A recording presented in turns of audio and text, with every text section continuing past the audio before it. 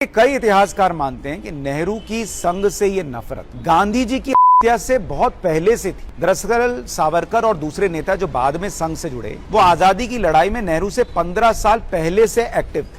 अपने लगातार एक्शन की वजह से सावरकर और संघ संस्थापक 1920 से ही पहले फायर ब्रांड नेता बन चुके थे। 1910 में सावरकर कई अन्य साथियों के साथ अंग्रेज के खिलाफ काम कर रहे थे, अरेस्ट हो चुके थे। 1911 में सेलुलर जेल जा चुके थे। 1921 में वो जेल से छूटकर रत्नागिरी आए और फिर उनकी पॉपुलैरिटी चरम पर गई। संघ की स्थापना ही 1925 में हो चुकी थी, जबकि नेहरू का राजनीतिक सफर जो शुरू हुआ वो तब हुआ जब वो भारत में 1912 में आए और गांधी जी से पहली बार मिले ही 1916 में। तब तक सावरकर सेलुलर जेल में 5 साल काट चुके थे, जबकि नेहरू को पहली बार जिम्मेदारी 1929 में जाकर मिली। आरएसएस और सावरकर को ज्यादा पसंद न करने की वजह जलन थी, कुछ और था, इसको छोड़ भी दे तो कई तथ्य इतिहास की किताबों में मिलते हैं जो बताते हैं कि नेहरू को आरएसएस से घोर नफरत थी। और मैं आपको फिर याद दिला दूं कि इस नफरत का गांधी जी की हत्या से कोई लेना देना नहीं था, क्योंकि ये गांधी जी की हत्या से पहले से साफ नजर आती थी। गांधी जी की 30 जनवरी 1948 को हुई थी, जबकि अगर आप देखें तो जवाहरलाल नेहरू का 29 दिसंबर 1947 का एक पत्र मौजूद है जो उन्होंने उत्तर प्रदेश के तब के मुख्यमंत्री गोविंद वल्लभ पंत को लिखा था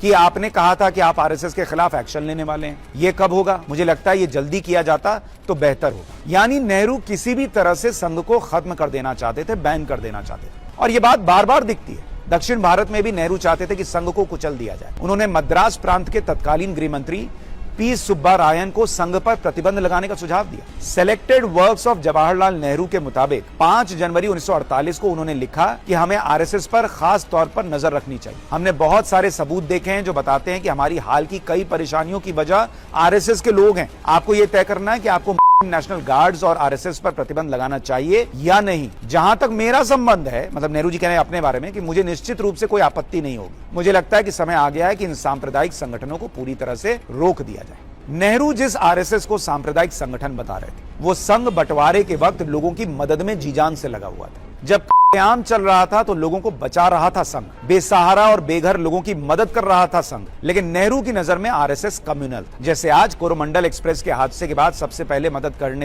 करने के लिए पहुंचने वाला संघ हो, या काल में जान जोखिम में डालकर मदद करने वाला संघ हो। राहुल गांधी को कम्युनल ही नजर आता है ना, वैसे ही नेहरू को नजर आता था। सच तो यह है कि बंटवारे के वक्त संघ की लोकप्रियता इतनी बढ़ रही थी कि कई बड़े बड़े लोग संघ की तारीफ कर रहे थे, और नेहरू को यह तारीफ भी पसंद नहीं आती थी। जब देश के पहले उपराष्ट्रपति सर्वपल्ली राधाकृष्णन ने संघ की सार्वजनिक तारीफ कर दी तो नेहरू ने 22 जनवरी 1948 को उन्हें एक चिट्ठी लिख दी। मतलब नेहरू अपनी राय उन पर थोप रहे तो कहते आपने संघ की तारीफ क्यों की? आपको सुनकर हैरानी हो रही होगी कि नेहरू को पाकिस्तान तक से प्रॉब्लम नहीं थी, लेकिन बंटवारे में लोगों की मदद करने वाले आरएसएस से थी। अच्छा, पाकिस्तान छोड़िए, नेहरू को तो मुस्लिम लीग तक से दिक्कत नहीं थी, लेकिन संघ से थी। मुस्लिम लीग के मामले में नेहरू मद्रास प्रांत के तात्कालिक गृह मंत्री सुब्बारायन से कहते हैं कि मुस्लिम लीग की बैठकों पर प्रतिबंध लगाने का सवाल एक अलग मुद्दा है। ये कोई नहीं कह सकता कि मुस्लिम लीग की बैठकों से दंगे भड़केंगे, ये नेहरू कह रहे हैं। भारत में मुसलमान आज पूरी तरह से डरे हुए हैं। इस बात की बहुत कम संभावना है कि मुसलमान कोई मुसीबत खड़ी करें।